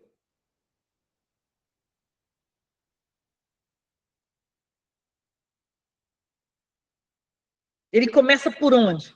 Ele começa pela justificação pela fé? É isso, Luciano? É isso, Trajano? Orilene? Ele começa por onde? Pelo pecado.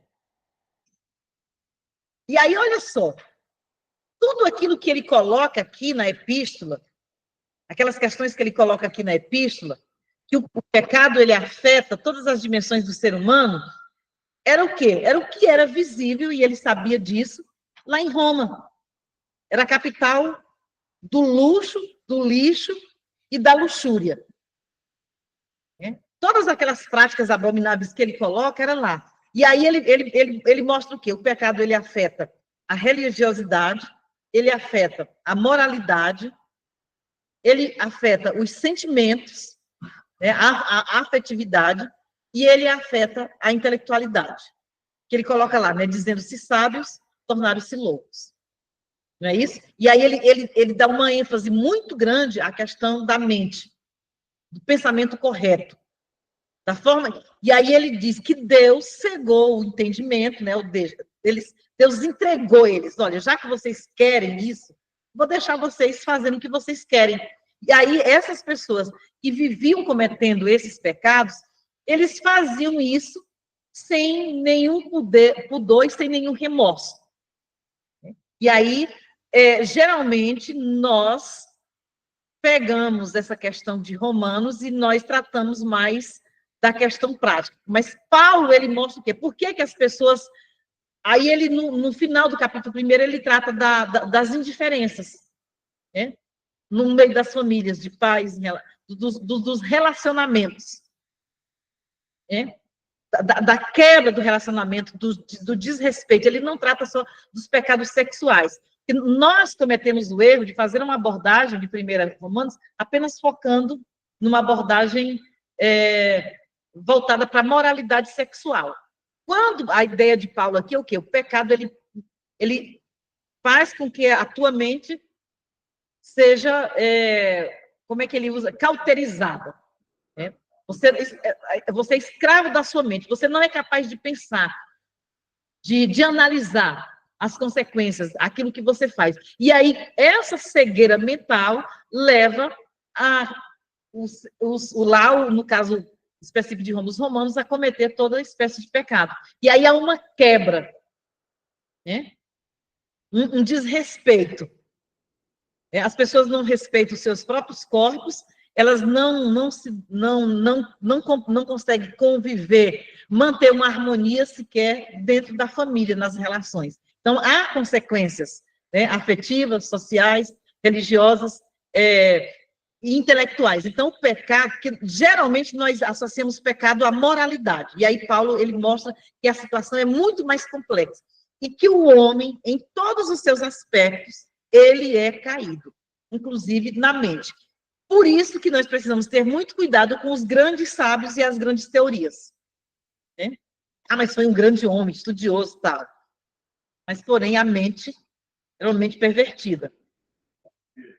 Essa situação de tratar os pecados da moralidade parece muito com o que os fariseus faziam na época de Jesus. Eles tratavam o pecado, por exemplo, geralmente o pecado de adultério, como apenas uma questão de tribunal, para julgar a pessoa, matar porque pecou. Não, eles não pensam na degradação da família, não pensam na degradação daquela alma, a perdida, que precisa de uma restauração.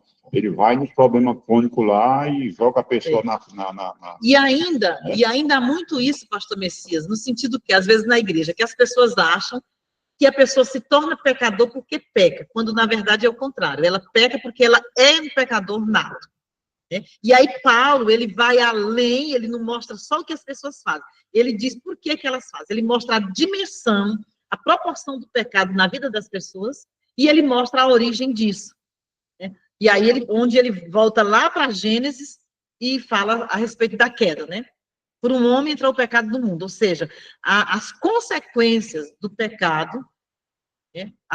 A desobediência de Adão afetou toda a humanidade. E o homem, por si só, ele está irremediavelmente perdido. Ele traz também, e aí ele trabalha, né, como nenhum outro lugar, a questão da doutrina do pecado, mostrando a origem, como começou, por quê. Ele não trata de uma forma externa, né, mostrando, da mesma forma que quando, no final de Romanos, ele chama os cristãos para um viver modelo, ele não diz, não é porque você tem que fazer isso, porque no Império é assim, ou porque os estoicos vivem assim, não.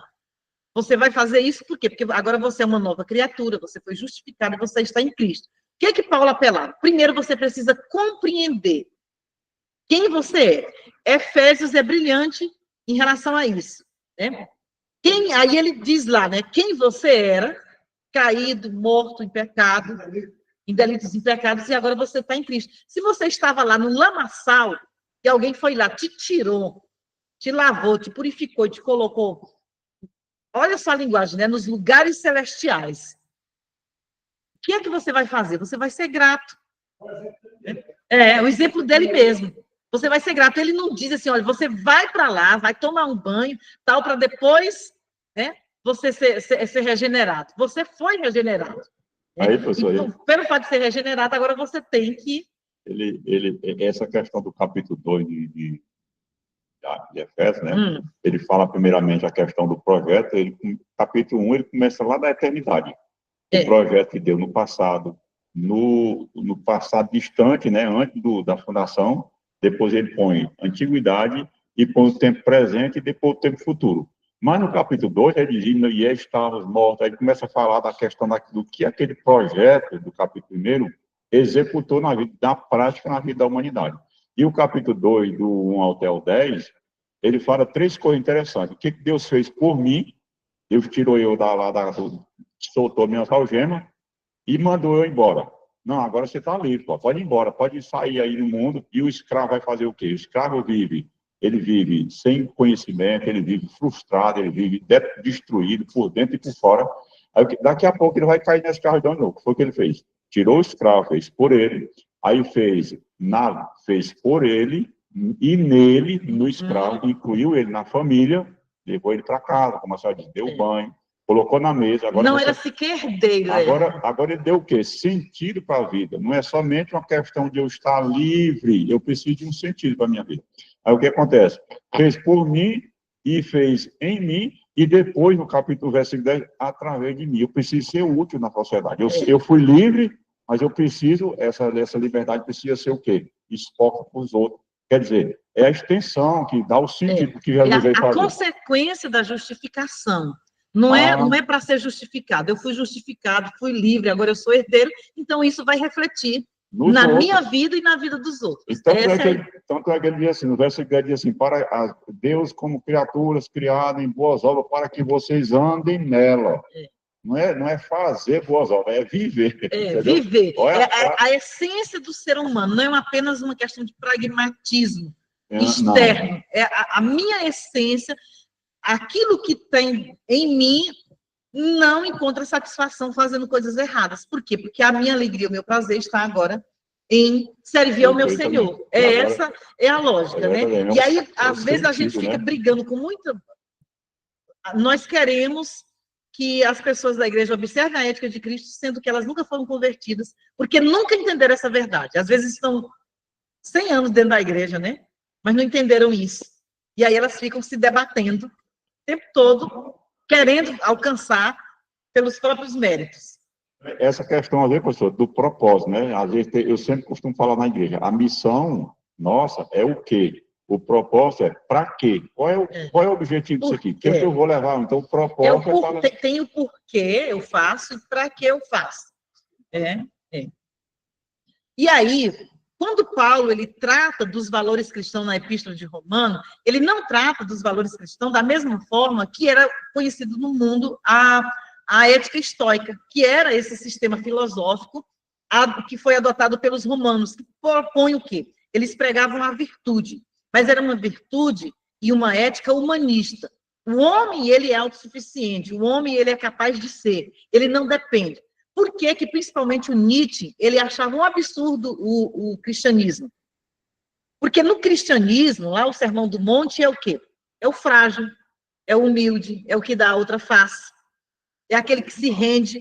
Não é um super-homem, o todo-poderoso, que é capaz. O estoicismo, ele pregava essas virtudes, e aí tem muita gente, olha, só que pautado no próprio homem. E aí o próprio homem, por si só, ele vai, né? Alguém usou uma analogia bem interessante, como uma corrente. Se quebra um elo, tudo cai no chão. Né? E aí era isso que eles pregavam, uma busca da felicidade através da aceitação daquilo que você não pode mudar, daquilo que você não pode controlar. E parece bonito, né? De fato porém inalcançável. Muita gente prega um cristianismo estoico, mostrando o quê? Que o homem ele é autossuficiente para ser bom, para não pecar, para viver uma vida ética. Né? E aí isso leva ao quê? Gera uma autossuficiência. No cristianismo, a autossuficiência ela é um pecado gravíssimo. O que que Jesus disse? Sem mim, vocês não podem fazer nada. Quais eram os princípios do estoicismo? Né? A virtude como um bem comum, a aceitação do destino, ou seja, eles eram fatalistas, né? No cristianismo, nós não encontramos margem para isso, né? Entregamos a Cristo, o livro de Provérbios, ele fala, olha, você pode fazer escolha, vá por esse caminho, né? Algumas Eclesiastes e Jó já mostram que tem circunstâncias, de fato, mas não é a regra, né? A regra é, se eu ando dentro da velocidade permitida lá, o pardal não vai me multar. Agora, se eu ultrapassar, eu vou pegar a multa. Tem essa lógica. É lógico, se eu ando dentro da velocidade permitida, eu vou evitar acidentes. Mas, às vezes, aí entra Eclesiastes, às vezes, você está dentro da velocidade, mas tem uma outra pessoa, porque você não vive sozinho no mundo, existem fatores externos, e aí vem lá e acontece. E, às vezes, pode até ser fatal. Né? Domínio das paixões, viver de acordo com a natureza, foco no presente, que não é cristão. O cristão era ensinado o quê? A pensar no futuro, responsabilidade e autossuficiência. E aí Paulo, ele trata nessa epístola de Romanos sobre a pecaminosidade do homem, ou seja, se o homem é pecador, ele sozinho, ele não vai conseguir. Né? Teoricamente, os valores da ética estoica, de uma certa forma, eles são louváveis. Mas Paulo, ele sabia, e aí quando ele em Romanos mesmo, ele diz, olha, o bem que eu quero fazer, eu não faço, mas o mal que eu não quero, eu vou lá e faço.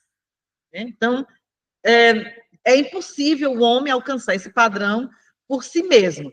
E somente, né, a obra de Cristo é que pode fazer. E aí o tema central de Romanos é a graça de Deus, que veio e se estendeu para toda a humanidade, judeus e gentios. E aí esse é o tema, a graça de Deus é o tema que Paulo, né, aí o pastor me citou ontem, né, quando ele falou, eu me esforço, né, que ele fez um esforço e valeu a pena o esforço dele, né, para trabalhar esse tema, para descrever esse tema da forma como ele descreveu aqui na Epístola aos Romanos. Porque o nosso corpo, professora, o ser humano, nós somos feitos um homem carnal, né? Nós somos um corpo físico, né? Ao contrário do espiritual. E o corpo físico, ele é um instrumento como é que eu vou dizer? Um instrumento de trazer à realidade as coisas de Cristo na Terra. Para eu pegar uma coisa que eu preciso da minha mão e ir ali buscar. A minha mão é o quê? Templo, é o instrumento que Deus usa para fazer tal coisa. Então Deus disse assim, se mexa, meu filho, se você não se levantar cedo, você vai ficar para trás. Por mais que você tenha virtude. Mas aqui, professor, eu quero fazer uma observação aqui. E aí eu quero perguntar para a senhora sobre o estoicismo. O estoicismo, por exemplo, o estoicismo diz que coisa que ele não pode controlar. Um exemplo, a gente vê várias pessoas na igreja, nós cristãos, ficar irado, ficar zangado, porque, por exemplo, ele queria fazer uma viagem e choveu, por exemplo. Deu uma chuva lá, uma tempestade, encheu de água e não pôde viajar. Ele fica zangado por isso. Você olha, observe que é uma coisa muito lógica no estoicismo. O estoicismo, isso aí, ele nem mexe com ele está aqui, ó. Como é que eu vou controlar a chuva? Tu podia, pastor, controlar a chuva para não chover, para tu viajar? Então, nós pecamos, professor. É por isso que eu disse ontem, num certo sentido, que o estoicismo dá lapada na nossa cara, se você for reparar. Ele lá, o estoicismo, o estoico, eles têm lá, e aí eu sempre falo isso, quando eu estou meditando nisso, eu sempre penso nessa situação. Se a senhora concordar comigo, pode sair bem. A filosofia, ela tem o seu arcabouço lá, ela tem os seus instrumentos para poder realizar aquilo que eles têm. O que é filosofia? É viver bem, com sabedoria, com entendimento. O filósofo é sempre aquele cara temperado. Você vai falar uma coisa lá para aquele Cortella lá, ou para o Leandro Carnal, uma coisa do dia a dia, ele dá uma lapada em você, assim, com luva de pelica, sabe? Dentro da filosofia, sem jogar Deus para lá, sem tirar Deus de lado. Então, veja, o estoico, ele tem, no meu pensamento, ele tem lá, ele vive a filosofia dele, a filosofia tem seu valor, ela tem seu valor lá moral, seu valor estético, seu valor ético, mas eu não entendo, professor, que o estoico tem essa exposição dele porque ele tem oposição à Bíblia. Muitas vezes você vê um filósofo falar uma coisa, ou aquele filósofo é inimigo da Bíblia. Eu não vejo assim que o filósofo é filósofo porque ele tem contra a Bíblia. O filósofo ele tem um pensamento dele sobre a Bíblia, mas ele vive a filosofia dele, que ele exercita. Por que um pastor estuda filosofia? Olha, justamente isso. Então, quando o estoico, nessa parte, ele não pode controlar o amanhã, ele não pode controlar o tempo.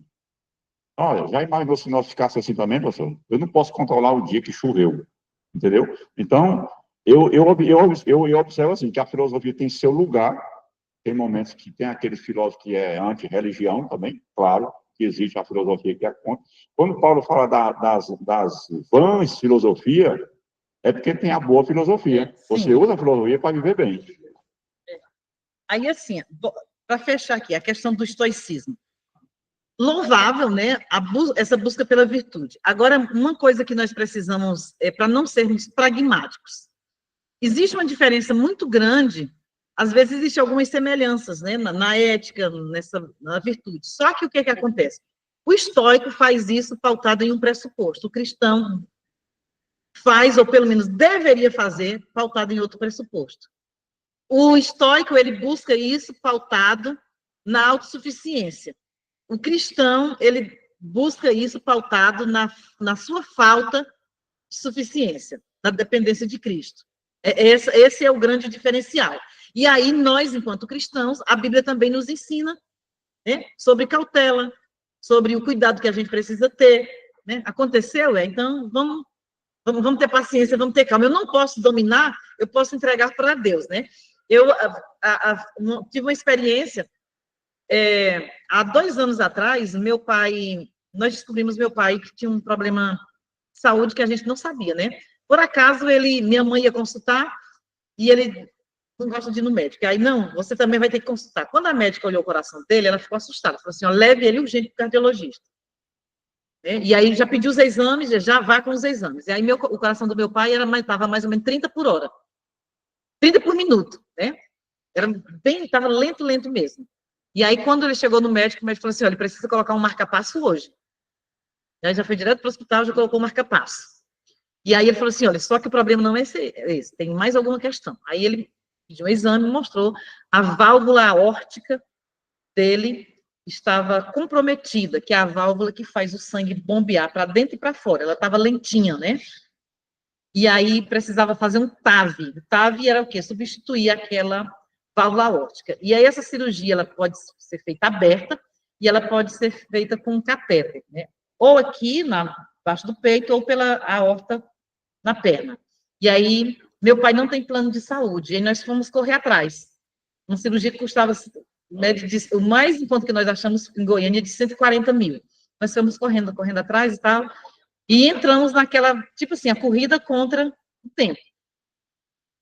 E aí lembramos de um amigo nosso que fez transplante do coração em São Paulo. Na hora que nós ligamos para ele, ele falou, não, vou passar o contato do meu médico. Aí passou o contato do médico, o médico ficou falando comigo, com o Adilto, e aí disse assim, ó, pode trazer ele, sim, vocês vão ter despesa de passagem, né, por recomendação. Nós ficamos vibrando, né? Vai dar certo, vai dar certo. Aí ele pediu só que faça esse exame. Quando fez o exame, que ele viu, aí ele viu que tinha outras questões bem mais complicadas, né? Porque ele estava com a veia aorta dilatada, não podia fazer pela veia aorta, também não podia fazer aqui. E eu estava a 1000 por hora, né? Sabe, naquele estresse, no limite, querendo resolver essa situação. E aí, de repente, veio tudo isso, ela não pode fazer. Aí o que, a lição, a grande lição de Deus, né? Porque eu fiz, corri atrás, tentei fazer e achava que ia poder resolver. E aí o que Deus disse assim, olha, que quem tem o mundo nas mãos é Deus, não sou eu. E aí isso aí serviu para essa situação e continua servindo para várias outras situações na vida. Então, nós, enquanto cristãos, nós precisamos entender isso. É que quem é o dono da situação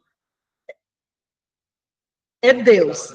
E aí, mas ainda não chegou, né? E aí, fechando aqui, a complexidade do livro, dessa carta de Romanos, né, com seus diversos temas, né, fervilha ali as ideias de Paulo, os argumentos, as reflexões, as questões teológicas. É uma epístola que influenciou e também desafiou e continua nos desafiando. Ela traz várias questões, e aí o Melâncto, que era um dos auxiliares lá de Lutero, ele diz sobre essa epístola. De fato, provavelmente, é melhor classificar Romanos como uma carta-ensaio, um tratado que também não deixa de ser uma carta real para um grupo real de pessoas abordando uma situação real. E aí, o que nós precisamos trazer, a aplicação que nós precisamos fazer? É que Romanos, ela não é uma carta para teólogos, para intelectuais. Nós precisamos levar essa carta também para os irmãos lá na nossa igreja, né? Para o gari, a merendeira, a faxineira, essas pessoas também precisam entender que as pessoas precisam entender que essa carta ela foi escrita para todo mundo e ela pode alcançar e transformar a vida de todas as pessoas. A mensagem de Romanos, ela também é para nós, é para a nossa igreja. Amém? Nos vemos, não sei que dia, nessa quinta ou na outra. Vamos combinar com Darlan, ainda vou brigar com Darlan por causa disso. Que Deus abençoe a todos.